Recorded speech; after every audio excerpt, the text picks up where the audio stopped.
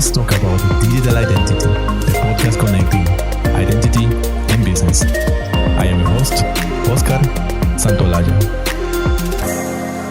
Hello and welcome to a new episode of Let's Talk About Digital Identity. Today we'll talk about digital money, especially a type of digital money that I see that not many people are discussing today, except of course our special guest, who is David G.W. Birch. He is an author, advisor, and commentator on digital financial services, principal at 15 Megabytes, his advisory company. He is global ambassador for the secure electronic transactions consultancy, Consult Hyperion. He's fintech ambassador for Digital Jersey and non-executive chair at DigiSec Limited. He is an internationally recognized thought leader in digital identity and digital money. Also, author of several books, including his latest book, The Currency Cold War, Cash and Cryptography, Hash Rates, and Hegemony. Hello, David. Hello, Oscar. Thank you so much for inviting me. It's a real pleasure talking with you, and super interesting topic we're going to discuss today about digital money. So, let's start a conversation. Let's talk about digital identity.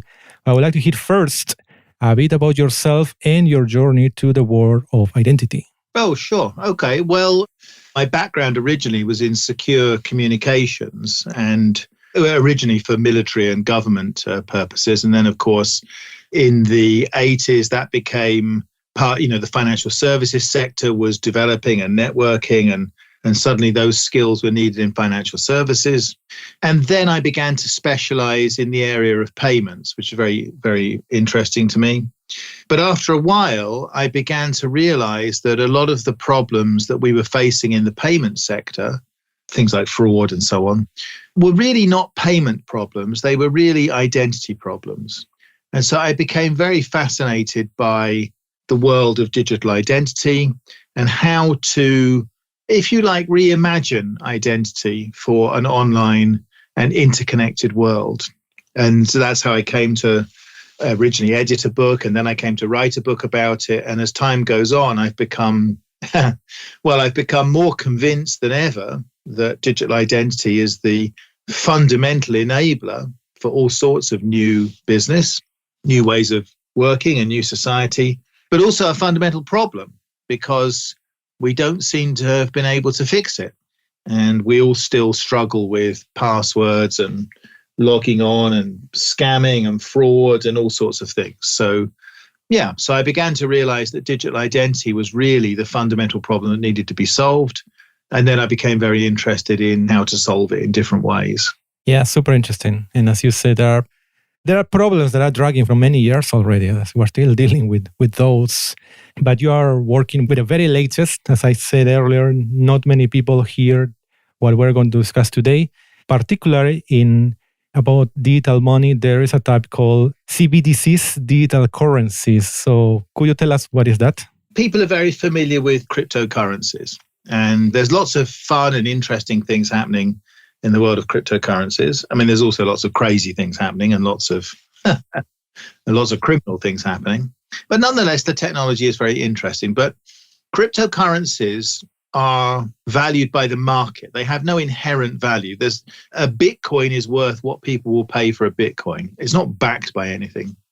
A digital currency is something that's backed by something. So, for example, you could have a digital currency like the Circle, USDC, where you have cryptographic tokens, but they're redeemable for $1. You could have tokens that are backed by commodities like oil or gold or something like that. Or you could have tokens that are backed by goods and services, future products and services, all sorts of things. But in my very nerdish distinction, cryptocurrencies are backed by supply and demand only, whereas digital currencies are backed by something that has value, which might be another currency, it might be a commodity, it might be a company, or whatever. Now, within that world of digital currencies, lots of central banks around the world are starting to think, well, we want our citizens to have access to new innovation, new ways of doing things, better ways of doing business. So perhaps we should look at making digital versions of our currencies. And these are what people call digital fiat, because central bank currencies are what's called fiat currencies, or central bank digital currencies, CBDCs. I'll use that latter word because that's what people, I mean, I know it's longer, but that's what people have come to use. So when we're talking about central bank digital currencies, we're talking about using some of the technologies of cryptocurrencies and crypto assets and decentralized finance and all that kind of thing. But we're using them to transport these tokens which are backed by something else. And if you think about it, I mean, the reason why lots of people want to do that is because it can be much more efficient to trade values across distributed ledgers in a decentralized manner using decentralized finance protocols. You can easily see why this is, because after all, if let's say you buy a share in Apple from me, for you to get that share in Apple involves all sorts of third parties and different layers. You have brokers and dealers and market makers and front office and back office and middle office, settlement and reconciliation, clearing. You have lots of things that have to happen. But if I send you a token that's worth one share in Apple, it just goes from my wallet to your wallet. So the financial services people, the serious financial services people, are very interested in this because it's a much more cost-effective way of doing business, not because they have any ideological commitments, but because it's a lower-cost way of doing business. So central bank digital currencies exist in that world. And, the idea that you and I might trade through some protocols in some sort of decentralized finance market, and I send you my token that represents an Apple share, and you send me some tokens that represent dollars, that's not crazy. That's where I think we're going. I think that's what's going to happen. Yeah, seen as a token, something simple. Something simple that can be, as you said, given directly from one person to another. It simplifies a lot how the things are done today, as you say, with the example of buying you sell me, for instance, an Apple share. Indeed. How that token goes from you to me. For instance, I read one of your articles and it mentioned that it has to be offline or not. It's like device to device, or that's not necessary. Yes. So that's a slightly different argument. So if we say, well, okay, a central bank digital currency is a good thing. It would be nice if we had tokens that were pounds or dollars, pesos that we could exchange with each other. That's good. But actually, if a central bank is going to provide those, and it's going to provide them for all its citizens, not just some people that have nice computers and high-speed broadband, if it's going to provide those for all of its citizens as a potential alternative to cash, then it has to satisfy some additional criteria. And in particular, it has to be able to work where there are no networks. So if you and I always take a simple example, which is car parking. If I go to the underground car park, I want my car to be able to use digital currency to pay for its parking place. But in the underground car park, there's no mobile signal. So it's annoying when you try to use apps and things like that. A digital currency that's going to be a cash alternative has to be able to function in a device-to-device mode when there's no mobile network, no internet, possibly even no electricity. I should be able to transfer money from my phone to a merchant's phone so that I can buy some milk even when there are no networks, perhaps because there's a natural disaster or power failures or so on.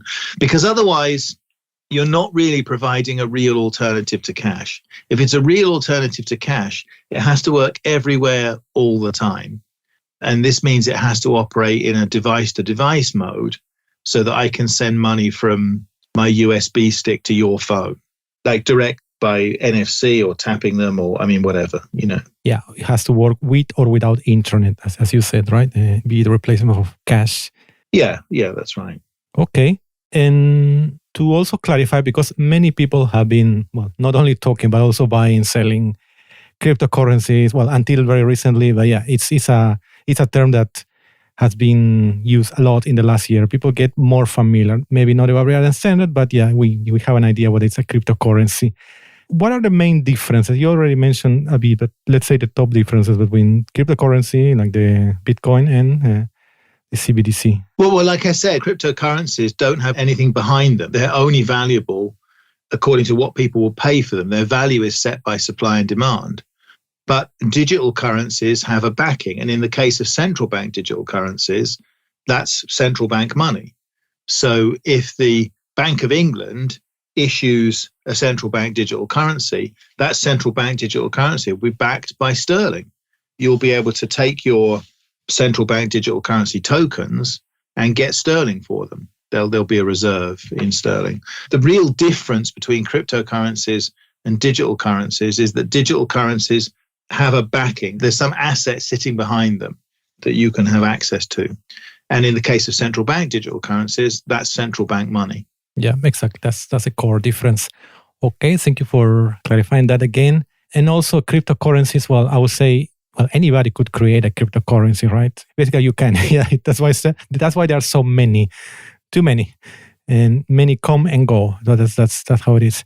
But of course, the CBDC is very different in that way. So there will be rules on that. So are there already regulation rules on that, or what kind of regulation will be coming? So in general, we need proper regulation of the whole sector, of course. But many of the finance people I've spoken to have said that when there is appropriate regulation in place, they intend to tokenize everything, equities, bonds, commodities, everything, because trading tokens is a more efficient way of trading. So lots of people want that regulatory structure to come into place. In the case of central bank digital currencies, you can already see what that should be like, because in Europe, we already have the example of the electronic money regulations. We can already issue electronic money against reserves that are sufficient quality, what you call tier one capital or HQLA, high quality liquid assets. So we can sort of see what that regulation should look like. Basically, anyone will be able to issue a currency provided they have this backing. And in the particular case of central bank digital currency, I mean, bear in mind that no central banks really want to issue this to customers directly. They want to do it through intermediaries like banks. Any digital pound token that you hold will be backed by a Bank of England pound. I imagine, I mean, who knows what exactly those regulations will look like, but I imagine those regulations will say that you're not allowed to charge fees on transferring in and out. I think it will have to sort of say that. You know, I don't know exactly what the regulations will be, but I can sort of see roughly what they will be. And in that case, I assume, and I think a lot of central banks assume this, the reason that those digital currencies will become worthwhile and useful isn't to replicate what we already have. Like, I don't need digital currency to go to the supermarket. I already have a debit card. It works fine. You know, that's not the issue. But the potential for innovation with those currencies, I think, is very real. So if you imagine, I mean, some people talk sort of loosely about imagining money with an API. And I think that's an interesting way of thinking about it.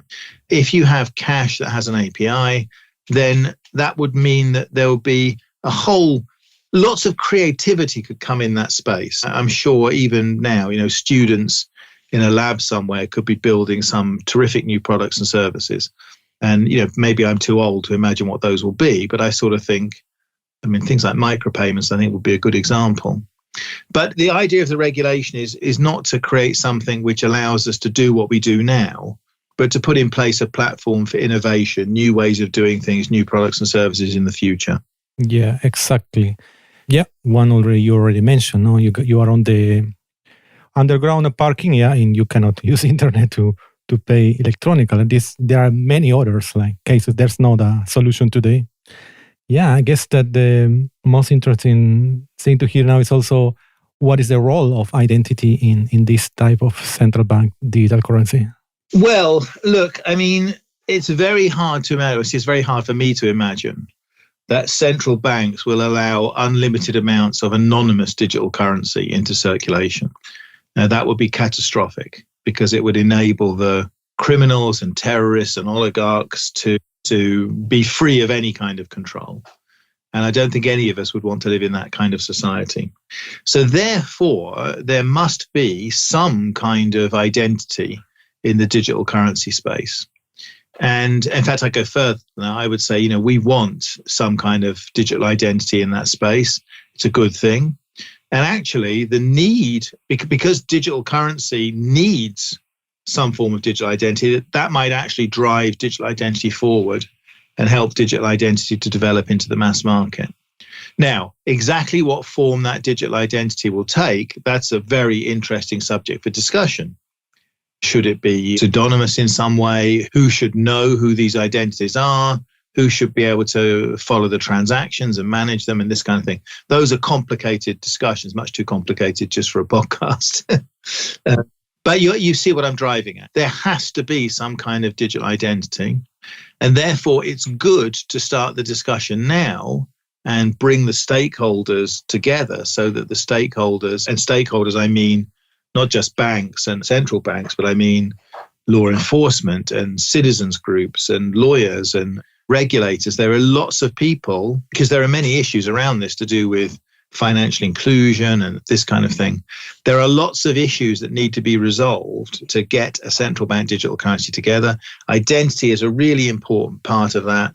And I think it's useful to begin that discussion now so that people can have an educated and informed debate on how exactly that digital currency should work. Yeah, absolutely. I agree with that. It's a topic that, not many people are talking about. And it's, I think it's going to happen. I think it's something that you every time you write, you say this is going to happen. From what I see, you could imagine from the not desired option that this digital currency is like cash, completely anonymous, going to pseudonymous and going to verify identity. It's something still we don't know who would verify.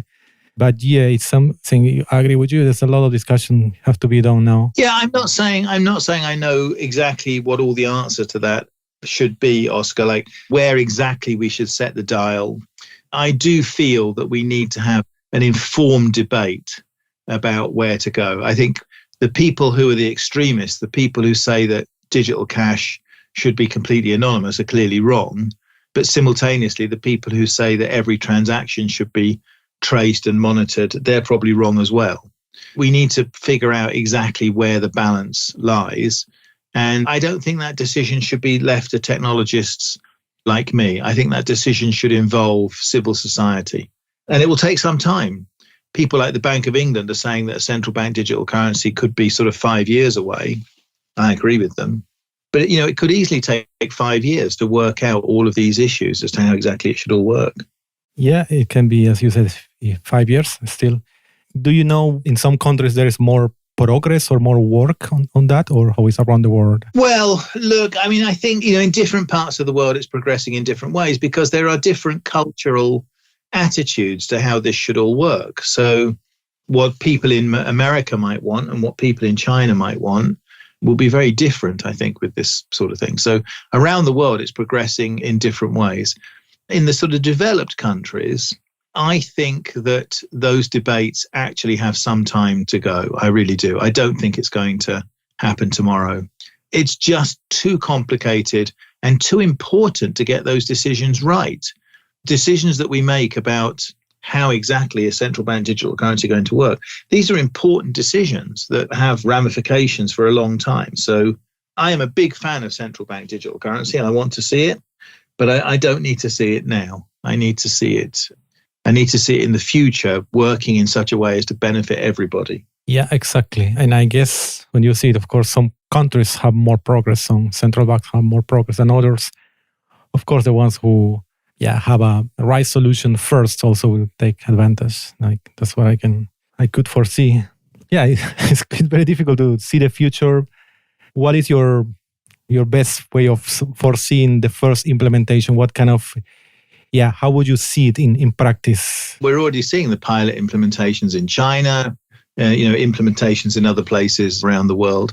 I think in the US and in the UK, my feeling is that we will choose privacy-enhancing technologies to be part of the infrastructure.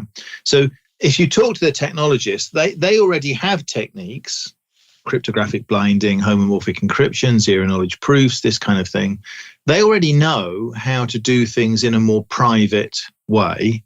What we need to decide is how exactly those will all come together to form the infrastructure. But I'm actually quite optimistic about it, Oscar, because I think those technologies are already there. They already work. It could be that the legislators and the regulators may not understand how powerful those tools are or what they can do. But I do feel that we have the tools that we need. So once the stakeholders can come together and say how anonymous or how non-anonymous it needs to be, then I think we can implement the relevant digital identity infrastructure. I think we already have all the technology we need to do that. So yes, it will take a while, but I'm optimistic. Okay, so there are already some pilots in some countries. Interesting.